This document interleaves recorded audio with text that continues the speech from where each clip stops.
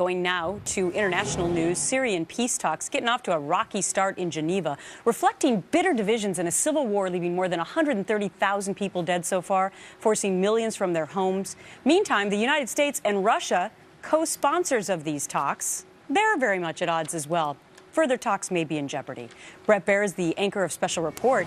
Good to see you, Bret. Hey, Gretchen. So where does President Obama factor into all of this? Because his Syria stance was ever shifting a few months ago.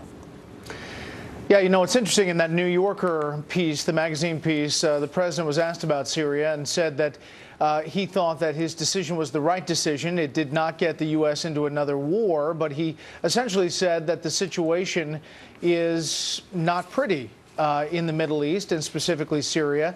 His Secretary of State is seeing that in these peace talks right now. Secretary of State Kerry sitting down, and one of the first exchanges with the Syrian foreign minister exploded and did not go well. And these talks are in jeopardy, as you mentioned. As you also mentioned, the violence is continuing there. So there is not a sense that the U.S. has played a role, a significant role, in changing the dynamic on the ground, at least from our allies in that region. Yeah, no doubt, because the position was changing. So if you're Syria, you probably just continue to do what you were doing if you're Bashar al-Assad, unfortunately. Meantime, John Podesta, the new White House advisor, who had to apologize a few days into the job, as you recall, Bret, for calling the GOP a cult worthy of Jonestown, continuing to put a sharper focus on the administration's agenda now with an eye on the ever-important midterm elections. So, Bret, it's pretty easy to see Podesta's fingerprints on trying to retain the Senate in 2014, right?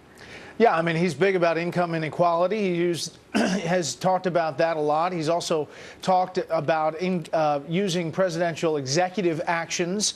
He did that in the Clinton administration, in the second term of President Clinton's administration, and thought that that was a good way to leave President Clinton's mark on history. I think he might be trying to do the same thing in this administration and trying to fire up the base specifically with environmental actions, climate actions that may be coming from this White House and the EPA specifically, and also this income inequality. We'll likely see a lot of that, Gretchen, in the State of the Union address. But it's interesting because Democrats, you know, rely a lot on the government and a bigger government. And if you take a look at this Gallup poll that just came out, overwhelmingly 2/3 of the American people now, they're dissatisfied with U.S. government.